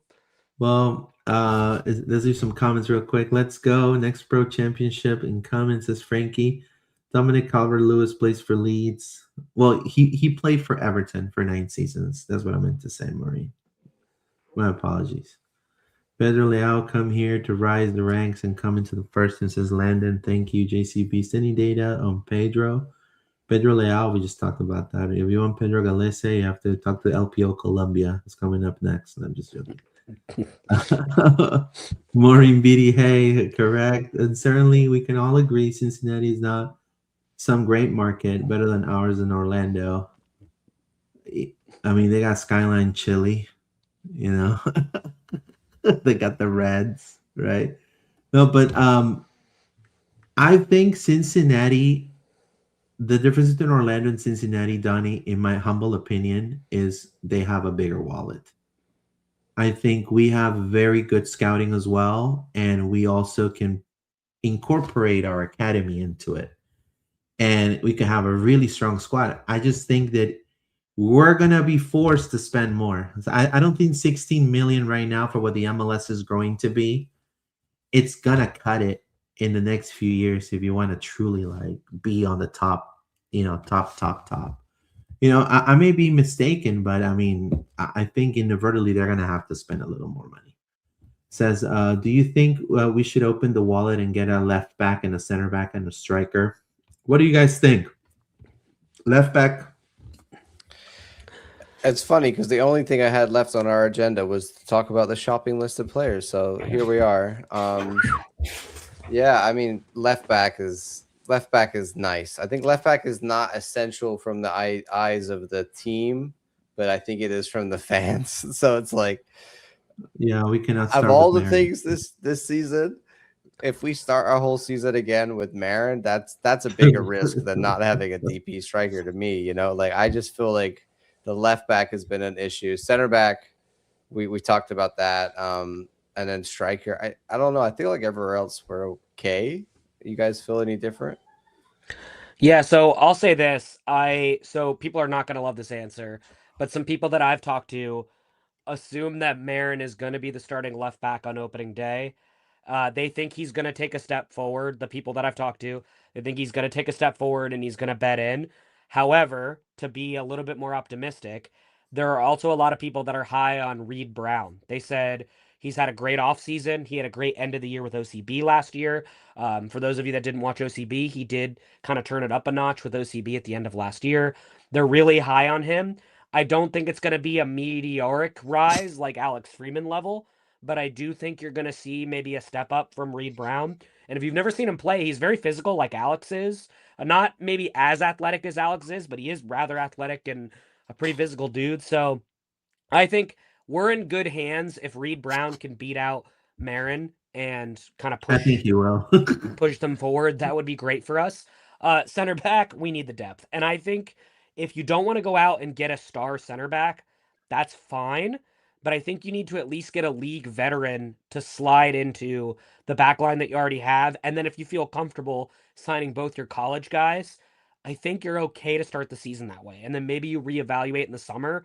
And maybe if the center backs aren't working out, you go, okay, we got to add him to the list. We got to get another center back in here. Or to John's point earlier, maybe the center back you're looking for doesn't become available until the summer or doesn't free up until after the World Cup. So that's something to look at. And then for striker, I think there's enough players on this team to fill in where they need to. I just would love another like veteran pure striker. That's just my preference. Like bring in a league guy who's banged in, a couple of goals here and there that you can maybe depend on to help push Duncan and progress him and stuff like that.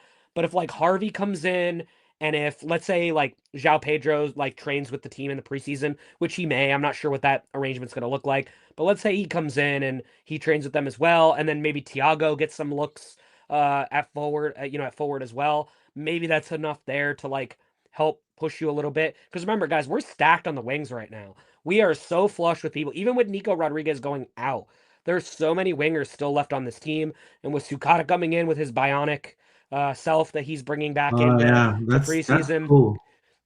And so with all of that, like, because remember, you got Spicer, Angulo, Thiago, Sukata, you've got Caraballo, Pasalic. So you've got all those wingers who can come in and kind of do something for you. Yeah, check this out if you haven't already. This is really interesting Oh, what Sukata was doing in the offseason. This is insane. It's like a robot that is a wearable cyborg that detects muscle to bioelectrical signals, helps athletes correct their movement patterns and maximize potential by improving neural connections. I mean, that's... I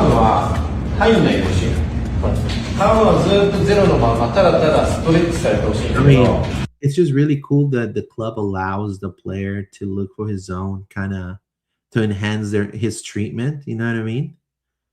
And I mean, he's looking for alternative science. I mean, Japan is pretty advanced. I mean, don't get me wrong. I mean, and I think it's fantastic. And again, I was really high on this kid. It was such a bummer for me when he got injured. And I can't wait to see him on the pitch, be honest with you. I think he's going to be a stud.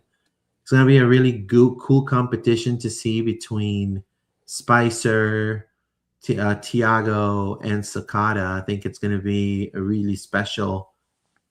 A bird told me that Angulo is going to be on the other wing with Pasalic and Caraballo. So,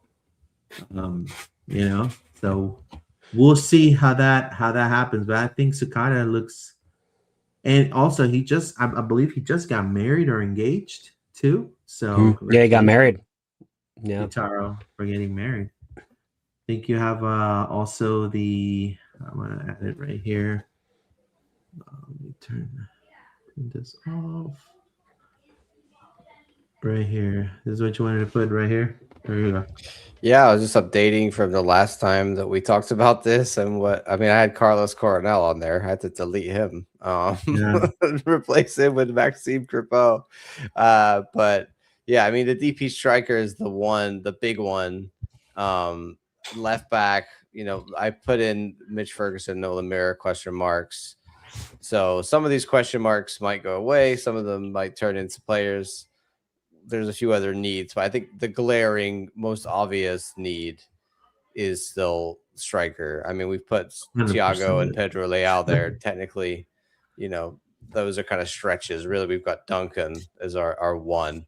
So if there's any glaring hole at the moment, it is striker, and then behind the two starting quality center backs. I think in conclusion, but we'll keep updating this, and then if people want in the future, I'll send this out to them if they want to. We'll try and keep our depth charts up to date at all times, so we know what we got in the squad. Yeah, obviously Nico's no longer there, and again, we'll see what happens with the ones that have a question mark. I know Jordan is back as well. Let's read some comments real quick here. Oh, you're missing also the other Ojeda, John. Yeah, which gotta add in Brian. Brian Ojeda, which, by the way, I think Orlando City probably got a lot of Paraguayan fans now, kind of adding their social media because it's made South American news. The kid's gonna go to the World Cup. I know for a fact, like he's the coach of Paraguay is really heavy on him, and even though people say, yeah, he plays in the MLS, the coach of Paraguay really loves the MLS. He thinks that there's a league that it's growing tremendously. So we'll see. On other news, Cesar Araujo has been linked to Internacional. Also, I know David put it out on his Twitter. Facu Torres, we could get also some moolah, some cash, some money in the bank, a little bit, a couple of stacks Facu Torres is being linked to Benfica, and if that comes into fruition and that goes, we get I believe a percentage, right, David? 20%. 20%. Yeah. 20%. So it's definitely going to be good for us. Well, and it's a really weird move because apparently Facu asked for it because he's had really like weird time at Palmeiras this last season. Yeah, and then the like bench the team. first team to come calling apparently is Benfica, which is like not normally what happens when a player's like, "Hey, I want to get out." But apparently Benfica's like, "Yeah, we like what this kid is doing." But Palmeiras is asking for $30 million euros apparently for him, which is kind of crazy. But apparently on the Benfica side, there are some outlets saying that Benfica might actually consider the 30 million euros. So I'm not sure how that's going to shake out, but if that ends up happening, if my math is correct, what is that, 6 million euros that we end up with or something like that? So I don't know. It works out We for can get us. Serginho Dest. Let's go. Make that purchase, Benfica. Come on. You know you want to. This has got to start the double Ojeda, in my opinion. Can run the parent trap strat, says Frankie. Thank you. Mikey D. How does Ojeda fit in? Well, Ojeda will fit in on a double pivot on the next to Wilder. So I think based on what Oscar said, also, they want to ease into Luis Otavio. So we're going to probably see Luis Otavio coming off the bench. And your starting two double pivot is going to be Ojeda and Cartagena right there at the mid. The Stoccato looking thick and strong, respectively, says Frankie Cosmos. Well, there you go. Tell TH2O, the first day of school photos from today had me dying. Seeing Marion's best friend was a Twista makes sense. It says, let's go. Pro Championship incoming, says Frankie Cosmos. Vamos Orlando, vamos LPO, says Stream Jesus. So, again, I wanted to thank you guys for your support. Anything else you want to add before we bounce and go to the Pride Pod? No, I want to say I'm going to be launching my own channel soon where I'm going to be doing lots of other content just about the teams that I follow. Of course, there'll be some Orlando City stuff on there, but there'll be Orlando Pride stuff. There's going to be some Stoke City stuff. There's going to be USA and England stuff when we get around to the World Cup. So look out for that. So if you can, go ahead and follow me over there. I'll be posting about that later this week. But yeah, excited for preseason, Luis. We got a lot going on. I'm excited to get back into it. Yeah, fantastic. What about you, David? Yeah, so if you want to kind of follow up to the minute stuff, I'm pretty active on X, so I try to post any news or anything that I hear about on there. You can also find my longer form content on my website, Fladoodler's Figurings. My link is in my X handle. I do a lot of good breakdowns of like our new players. If there's a player that I haven't broken down yet, please let me know. I've done one on Thiago, Otavio, and Brian Ojeda so far, so just let me know if there's somebody you want me to break down, and I can go in there and do that. And then also on the subreddit, if you've been on Reddit for a while, the r/MLS crew does a countdown to kickoff every year. And the mod team, myself and the three other mods I work with, will actually be writing up Orlando City's countdown to kickoff. Last year I did it solo, but this year I'm going to get my fellow mod friends to help me out with it. So if you like to watch for that content, it should be coming out soon. So I love putting together like what I think the season's going to turn out to be and things like that. So it should be a pretty fun off season with a lot of stuff cooking for sure. Oh yeah, all the preseason prediction pods will be coming soon, guys. Don't you worry. Yeah, so we're going to be putting content here in LPL as well. When it comes to the preseason, I do want to kind of say that I finally got my situation fixed with FIFA.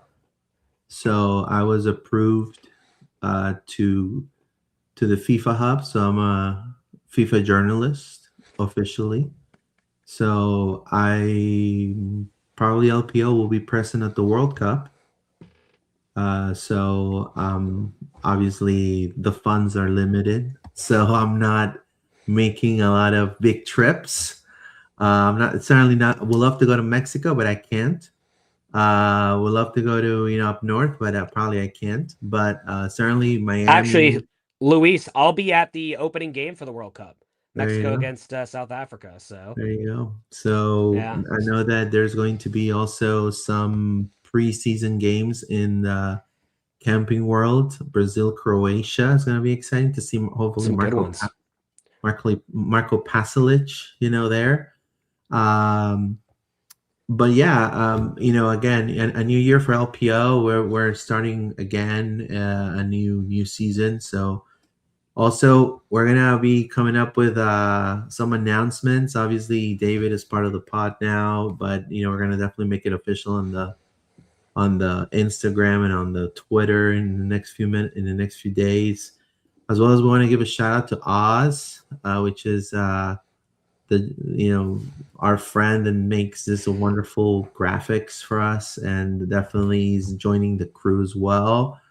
And also Lucas, our photographer and good friend, Palmeiras fan, I believe. He is a Palmeiras fan, so he's not too fond of Facu Torres apparently, but he's definitely joining. He's gonna be definitely joining us in the pod. Well, kind of taking all the pictures and stuff when the season starts. And we're also looking for somebody that come and help us out with Pride. If you guys are interested in covering Pride and also maybe some city games as well, because there's gonna be a lot of opportunities. Feel free to DM us on our Instagram or on X. Feel free to DM us, and then we'll talk to you about it. And because we're looking for definitely do a lot of Pride coverage and OCV coverage, so that's I know that David wants to do that. So yeah, but it's gonna be great. So it's gonna be a new year, a lot of more content. We're definitely very excited to definitely start a new season. And again, we cannot do it without you guys. So thank you for all your support. We reached 2,000 followers on our Instagram officially yesterday. So I do want to thank you for that. Just keep joining here's our Instagram right here. Yeah, so 2,007 followers. So thank you so much for all you do and for your support. Now, I know Josh asked about Paola, so do you want to? So we love Paola. John and I, she's still a good friend of ours. Obviously, she's stepping down from the whole Orlando scene, from my understanding. Just still following up some games here and there on her free time, but I think she's overwhelmed with life and work. And what we do, it is very sometimes demanding, and it's also has to be a lot of intricate planning into our life. So I have to divide myself from being a dad and to being with my family and also my other podcast and also the coverage.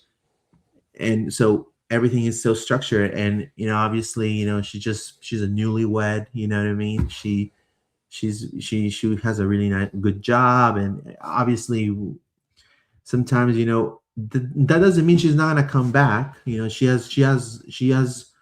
She can come back anytime. This is her home. We're her friends, and we love what she contributed in this past four seasons. What she contributed to the team, I think it's valuable, 110% valuable or more. And I have nothing but great things to say about her, and I'm happy to call her a friend. So I don't know if you want to add anything else, John, about Paula. No, just we miss her. I mean, Paula was great. She's gone off to do other things, but that's part of what it is here, and we're excited to have David on board as our new third here, which is great because I was just away, and you guys still get to have two voices instead of just one, and also it takes a lot of effort to do everything we do. So having more hands to help is always welcome. So like Luis said, if you guys are watching this and you want to get involved with us and you want to do stuff with LPO and you think you could be a help somehow,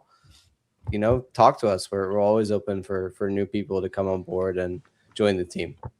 Yeah, if you have free time and you want to go to the practices, and you want to go for the 15 minutes and then go grab some some Wawa coffee or some Starbucks, you can more than welcome. We can make it happen. So you just DM us, and we'll talk to you. But again, thank you so much, you guys, for your support. A new season starts, and we continue. There's gonna be a new intro coming up soon as well. So I'm kind of picking up the tunes. I don't know what tunes I'm gonna use, but we'll see. But anyways, thank you guys for your support. Thank you, David. Thank you, John. And as always, vamos Orlando. Have a good one, guys. Whoa.